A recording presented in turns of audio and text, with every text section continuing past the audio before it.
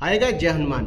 आज हम बात करने वाले हैं कि आखिर इंडिया में 3000 यानी 3000 से ज़्यादा इंजीनियरिंग कॉलेज है, 200 से ऊपर private, central government, state government, autonomous, self finance universities हैं।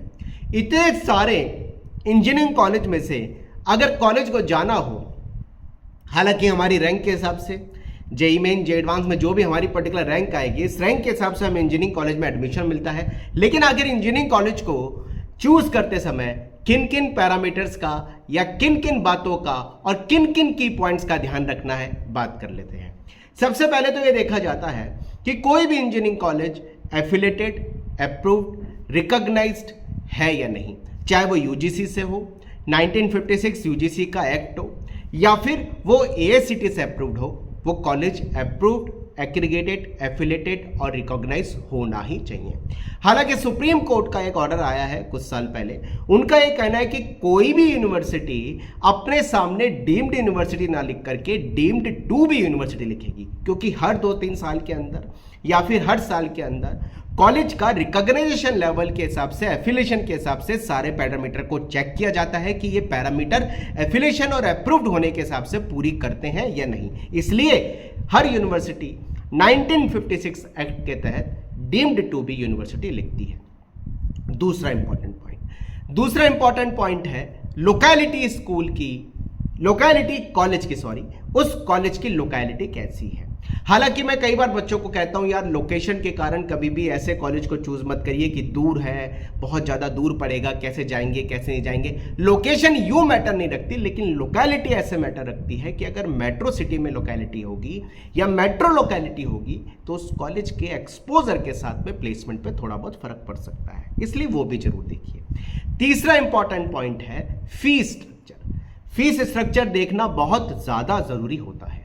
कई कॉलेजेस हैं आज इंडिया में जिनका फीस 1.25 के आसपास से 2.5 के हिसाब से लगभग चालू होकर 6 लाख तक जाता है।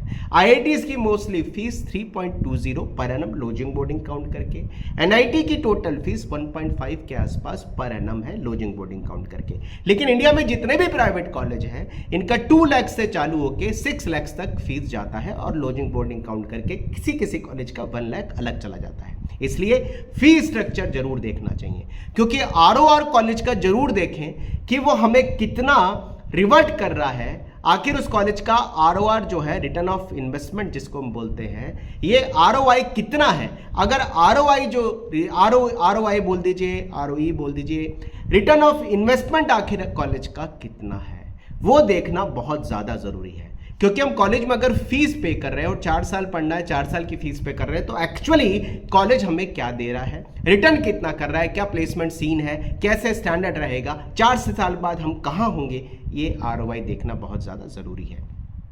अब इंपॉर्टेंट बात आती है कि कॉलेज की फूड एंड मेस, खासकर कई बार देखता हूँ नॉर्थ का बच्चा साउथ में, साउथ का बच्चा नॉर्थ में, इस वजह से नहीं जाता। इवन तक मैं तो आईआईटी मद्रास के बारे में कई बार देखता हूँ, बच्चों से सुनता हूँ कि सर वहाँ पर फूडिंग की प्रॉब्लम तो नहीं आएगी, फैसिलिटी की दिक्कत तो नहीं आएगी, मैथ सिस्टम सेपरेट है या नहीं, क्योंकि वेजी नॉन वेजी दोनों तरह के बच्चे होते हैं। इसलिए कई बार देखना थोड़ा ज़रूरी से होता है कि फूड एंड मेस कैसा है। सबसे इंपॉर्टेंट पॉइंट है एकेडमिक, कॉलेज का पढ़ाने वाला फैकल्टी कैसा है, कॉलेज में पढ़ाने वाले प्रोफेसर किस लेवल के हैं, उनकी क्वालिफिकेशन क्या है, उनके एक्सपीरियंस क्या है। क्योंकि एकेडमिक किसी भी कॉलेज की सबसे इंपॉर्टेंट, कहते हैं सबसे इंपॉर्टेंट वैल्यू होती है कि आखिर कॉलेज का एकेडमिक कैसा है, कॉलेज किस तरीके से किस रोटेशन में पढ़ा रहा है, फैकल्टीज कितनी एक्सपीरियंस है, किस तरीके से बच्चों को पढ़ाया जा रहा है। इसलिए एकेडमिक देखना बहुत ज़्यादा कॉलेज का होता है। उसके बाद आती है रेपुटेशन। इंडिया में इतने सारे आज ऑटोनोमस बॉडी हैं जो कॉलेजेस की रैंकिंग निकालती हैं। कॉलेज की रेपुटेशन देखना जरूरी है कि इंडिया में कहाँ स्टैंड करता है, एनआईएफ रैंकिंग कैसी है, इतने सारे एजुकेशन के हिसाब से आजकल रैंकिंग निकलती है, उस कॉलेज की किस रेपुटेशन पे काउंटिंग होती है देखना बहुत ज़रूरी है। प्लेसमेंट, बहुत इंपॉर्टेंट रोल होता है किसी भी कॉलेज को चूज करते समय कि उसका पैकेज या प्लेसमेंट कैसा है, क्या सीटीसी ऑफर कर रहे हैं, लेकिन कितनी कंपनी आ रही हैं, कितने कॉलेजेस या कंपनी से उसका टाई अप है, वो कंपनीज जो आ रही हैं क्या फ्रिक्वेंटली आ रही हैं, बड़े बड़े जो ब्रांड हैं इंडिया लेवल के जो एमएनसीज हैं क्या वो नेशनल लेवल के एमएनसीज, इंटरनेशनल लेवल के एमएनसीज वहां पर प्लेसमेंट्स के लिए आ रही हैं, जॉब ऑफर कर रही है नहीं कर रही, और खासकर देखना चाहिए कि कॉलेज का मीडियन पैकेज या एवरेज पैकेज कैसा है। आप लोगों से ही सुनते हैं, बहुत सी बार बच्चे देखते हैं कि इतने करोड़ों की नौकरी उस कॉलेज ने दे दी, आईआईटीज में भी इतने करोड़ का पैकेज लग गया, उस पर्टिकुलर कॉलेज में भी इतने करोड़ का पैकेज लग गया, क्या वो कॉलेज इतने लेवल पे हाई चला गया? ऐसा नहीं होता है। जो हाईएस्ट पैकेज लगते हैं वो बहुत चुनिंदा बच्चों के लगते हैं, बहुत कम बच्चों के लगते हैं। अगर मैं इसको परसेंटेज वाइज बात करूंगा तो वो 1% बच्चा भी मुश्किल से होता है जिसकी करोड़ में पैकेज लगते हैं, चाहे वो आईआईटीज ही हो। कम बच्चों के पैकेज हाईएस्ट पैकेज में लगते हैं, इसलिए देखना बहुत जरूरी है कि उस पर्टिकुलर कॉलेज का मीडियन पैकेज क्या है और एवरेज पैकेज कितना सीटीसी में है।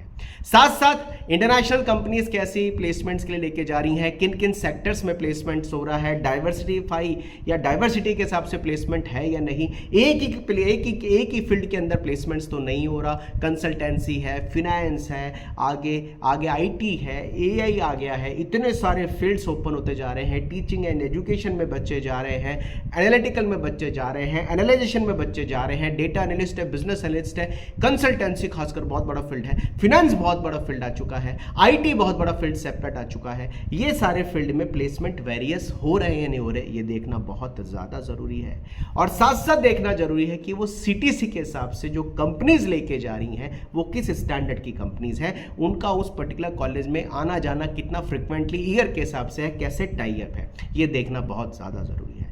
सबसे लास्ट में देखना बहुत जरूरी है कि उस कॉलेज की एलुमनी कितनी स्ट्रांग है, क्योंकि जिस भी कॉलेज की एलुमनी जितनी स्ट्रांग होगी वो उस कॉलेज के प्लेसमेंट से लेकर के काफी सारी चीजों में हेल्प करती है। वन तक एलुमनी तो उस कॉलेज को अपना फंड भी पे करते हैं, फंड भी देते हैं, ताकि वो बच्चा जो पढ़ाई में अच्छा है उसको अच्छा फंड मिले। अगर वो अब्रॉड जाके एमएस करना चाहता है उसके प्रोफेसर के हिसाब से रिकमेंडेशन एलओआर भी काम आ जाए, और फंड जितना कॉलेज को मिलेगा वो अपनी फैसिलिटीज़ को बढ़ा पाएगा। किसी भी कॉलेज की फैसिलिटी देखना भी जरूरी है, प्रैक्टिकल लैब्स कैसी हैं, प्ले ग्राउंड्स कैसे हैं, हॉस्टल एकोमोडेशन कैसा है, हॉस्टल एकोमोडेशन के अंदर क्या क्या फैसिलिटीज़ दे रहे हैं, जितना फीस ले रहे हैं उसके हिसाब से कितनी फैसिलिटी पे कर रहे हैं, क्राउड कॉलेज का कैसा है, कैसे बच्चे वहाँ पर आ रहे हैं, कट ऑफ्स क्या रहती हैं कॉलेज की, ये बहुत ज़्यादा इंपॉर्टेंट रोल है जो प्ले करता है। तो एलुमनीज, प्लेसमेंट, इंफ्रास्ट्रक्चर, फैसिलिटी, कॉलेज का फीस स्ट्रक्चर, कॉलेज का रेपुटेशन, कॉलेज का एकेडमिक, ये इतने इंपॉर्टेंट पैरामीटर है कि जो अगर आप ध्यान देंगे तो आपको कॉलेज चूज़ करते समय बहुत ज़्यादा कॉन्फिडेंस फील होगा कि हमने कॉन्फिडेंट होकर के उस कॉलेज को चूज़ किया है। और ये सारे कॉलेज की बैकबोन होती हैं जो कॉलेज को अच्छा बनाती है। चलिए कमेंट बॉक्स में जरूर लिखिए आप इन कॉलेजेस में जाने से पहले किस की पॉइंट पे अपना ध्यान लगाएंगे और किस की पॉइंट को माइंड में रख करके आप कॉलेज में जाने का डिसीजन लेंगे। विश ऑल द बेस्ट, मिलते रहेंगे सही ऐसे कॉन्टेंट्स के साथ। अपना खूब ध्यान रखिए, सब्सक्राइब जरूर कर लीजिए। जय हनुमान, बाय, थैंक यू।